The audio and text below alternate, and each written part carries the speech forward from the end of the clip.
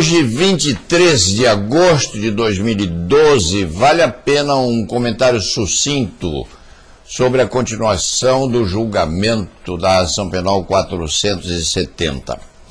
Evidentemente, não se pode comentar qualquer minúcia correspondente à ação penal por impedimento de natureza ética. Mas, na medida em que o próprio Conselho Federal da Ordem, em nota divulgada no próprio dia 22 de agosto, ontem, tece comentários rudemente elegantes quanto à manifestação primeira do ministro Barbosa, este cronista ou comentarista se anima também a fazê-lo, porque se o Conselho Federal da Ordem pode fazer isso, o comentarista pode fazer também. Cuida-se de expressão usada pelo ministro Barbosa durante o voto que proferiu anteontem, ou terminando anteontem.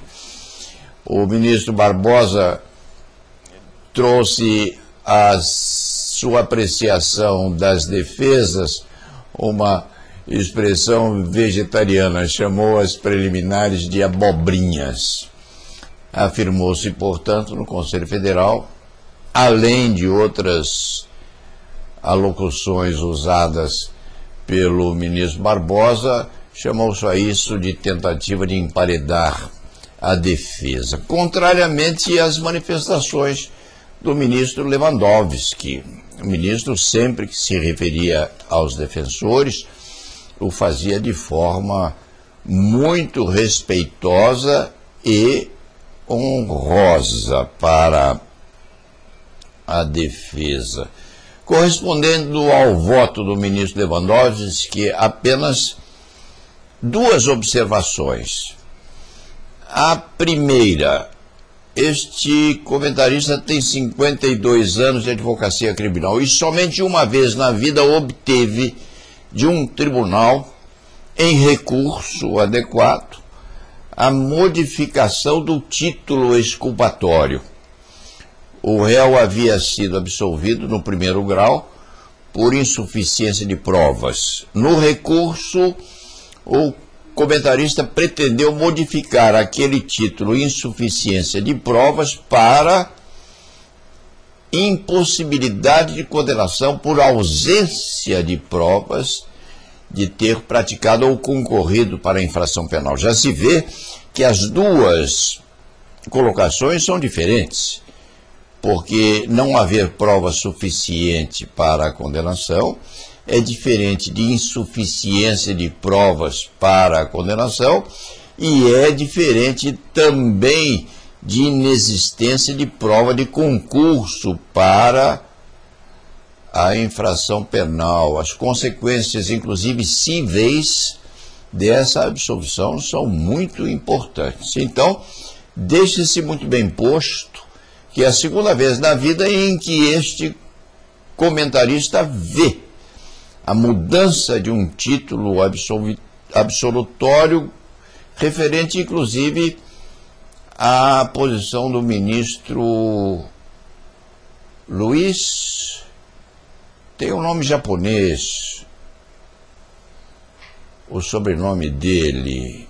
Qual é o sobrenome do ministro? O Lucas? Não. O ministro que foi absolvido, Luiz Gubem. Qual é o nome dele? Uai, é aquele que tem feições, inclusive, nipônicas. Luiz Gushiken. Gushiken.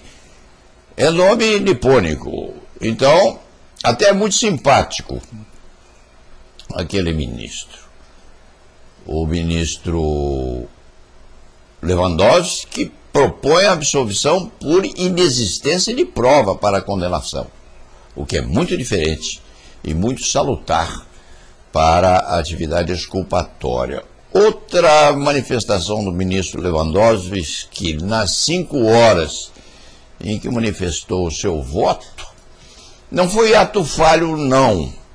Foi uma consideração absolutamente pessoal daquele ministro, quando ele afirmou que estava se atendo à verdade processual.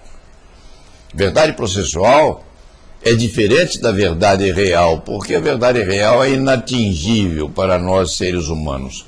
E o ministro estabeleceu muito bem essa sofisticada diferença. Estava a se referir à verdade colhida no processo, porque só em função da verdade colhida no processo poderia decidir-se. Isso, teleologicamente, significa que o ministro conhece e racionaliza muito bem a diferença entre a imperfeição do ser humano em cohonestar determinada acusação e o atingimento da verdade real, esta reservada aos deuses.